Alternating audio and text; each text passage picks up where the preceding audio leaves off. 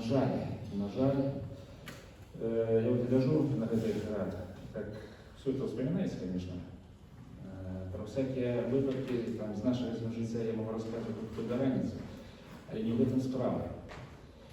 Это вот дата 21 травня, яна стала символом.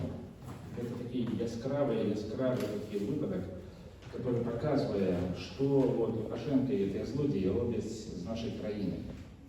На жаль, ён был не перший и, на жаль, не апошні. Але он был перший, который был забит менавіта в турме. Ну, не просто помер, а менавіта забіты.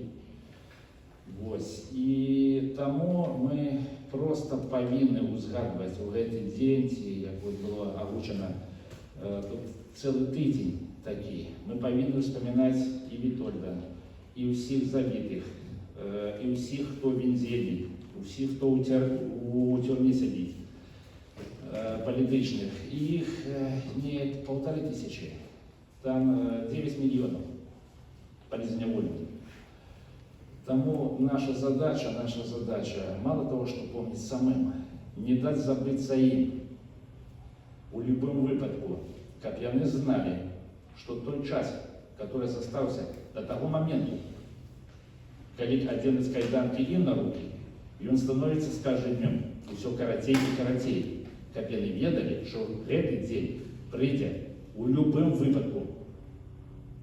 Вот. И яны будут сидеть у тех самых камер, где сидят полезневоленные люди, которые по своему сердцу стали на сторону закона, по своему сумлению.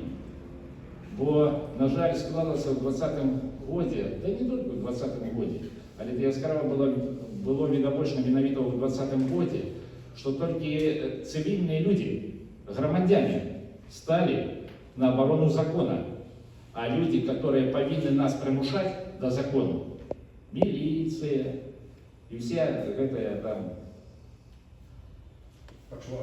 Вот. Это самое легкое слово еще. Яны усе добраахвотна пошли у халуі Лукашенко и попросту у бандиты. Вот. Вот як-то так. Будем помнить, и им не дамо забыться. Живи Беларусь!